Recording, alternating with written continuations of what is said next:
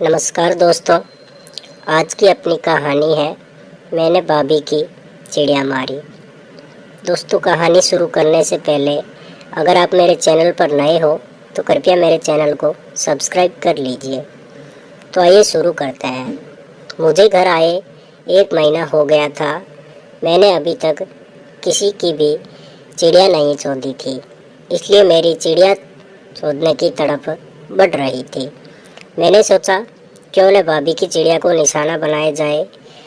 मैं अब दीपा भाभी की चिड़िया चौंधने के सपने देखने लगा। देख रहा था मैं उस समय सिर्फ फ्रेंची में लेटा था।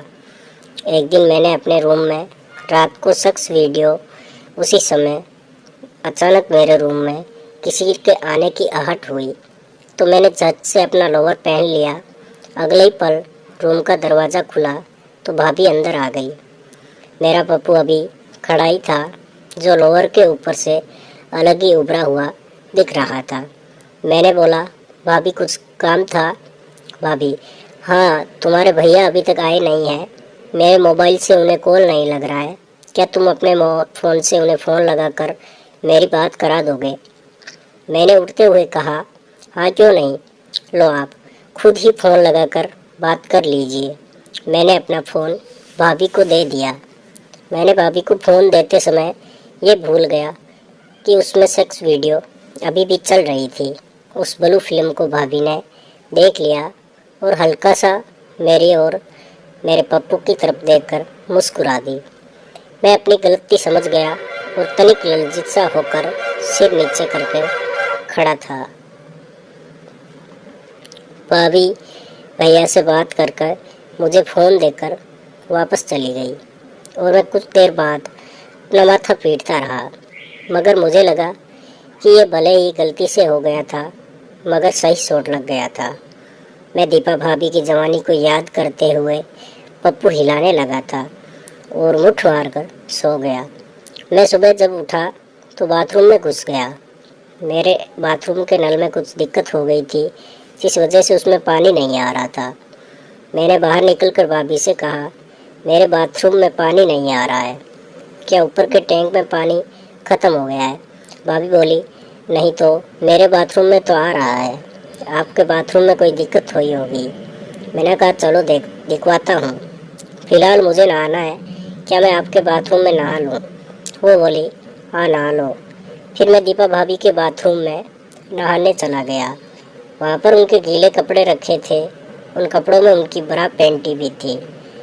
भाभी की ब्रा पैंटी देखकर मेरा पप्पू खड़ा हो गया और मैं उनकी पैंटी पप्पू से लपेटकर हिलाने लगा। मैंने भाभी की पैंटी में ही मुट्ठ मारी और पप्पू का माल भाभी की पैंटी में छोड़ दिया।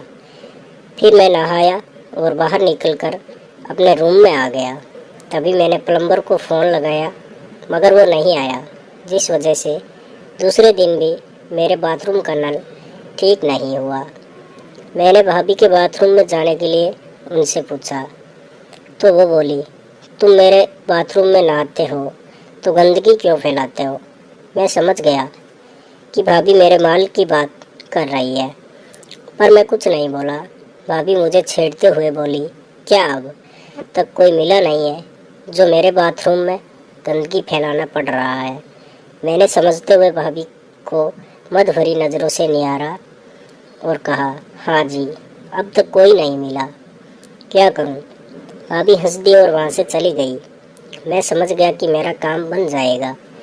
उस दिन घर पर कोई नहीं था, खाने का टाइम हो गया था तो मेरे कमरे में ही खाना लेकर आ गई। मैं रूम में सिर्फ फ्रेंची में लेटा था। भाभी मुझे ऐसे लेटे देखकर फिर मुस्कुरा दी। मैंने भी सोच लिया था कि आज भाभी को अपने पप्पू का जलवा दिखाना ही है।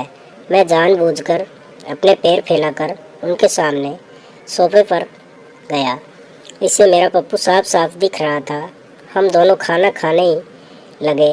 मैंने देख रहा था कि भाभी की नज़रें मेरे फूले हुए पप्पू पर ही बार बार जा रही थी। इससे मेरा पप्पू और भी खड़ा होता जा रहा था। तभी खाना खाते समय मेरे पप्पू के ऊपर सब्जी गिर गई तो भाभी अपने रुमाल से पप्पू पर गिरी सब्जी को साफ करने लगी। मैं उनके इस काम को देख रहा था। पप्पू पर रुमाल चलने लगा तो पप्पू ने फूंफार मार दी। भाभी ने सिर्फ वासना से पप्पू की इस हरकत को देखी और पप्पू साफ करके हाथ हटा लिया। मुझे और मज़े आने लगे और मैंने कहा, भाभी सही से साफ नहीं हुआ था। इस पर भाभी चुप रही और कुछ नहीं बोली। फिर खाना खाने के बाद भाभी बोली, सुधर जाओ वरना मैं सबक सिखा दूंगी। ये कहते हुए भाभी ने मेरे पप्पू पर हाथ मार दिया और हंसते हुए वहाँ से चली गई। मैं समझ गया कि भाभी की चिड़िया में चुनचुनी हो रही है। पप्पू का काम जल्द ही हो जाएगा। दूसरे दिन भैया एक हफ्ते के लिए काम से बाहर चले गए और उस दिन मम्मी पापा को भी किसी रिश्तेदार की शादी में जाना था तो वो दोनों भी चले गए। मम्मी जाते समय मुझसे बोली कि अपनी भाभी अब एक हफ्ते के लिए हम दोनों अकेले का ध्यान रखना। मैंने कहा ठीक है। फिर भाभी रसोई में जाकर काम करने लगी और मैंने घर का दरवाज़ा बंद कर दिया। फिर अपने कमरे में जाकर सब कुछ ठीक ठाक किया, नई चादर वगैरह बिछाकर कमरा टनाटन कर लिया। तब मैंने रसोई में जाकर भाभी को कसकर पीछे से पकड़ लिया और चूमने लगा। भाभी हटो, ये क्या कर रहे हो? मैंने कहा, सबक सीखने आया हूँ भाभी। भाभी मुझसे अलग होकर बोली, अच्छा सबक सीखना है, चलो रूम में चलो, वहाँ सब बताती हूँ। दोस्तों आशा करता हूँ आपको मेरी कहानी पसंद आई होगी। आगे की कहानी नेक्स्ट पार्ट में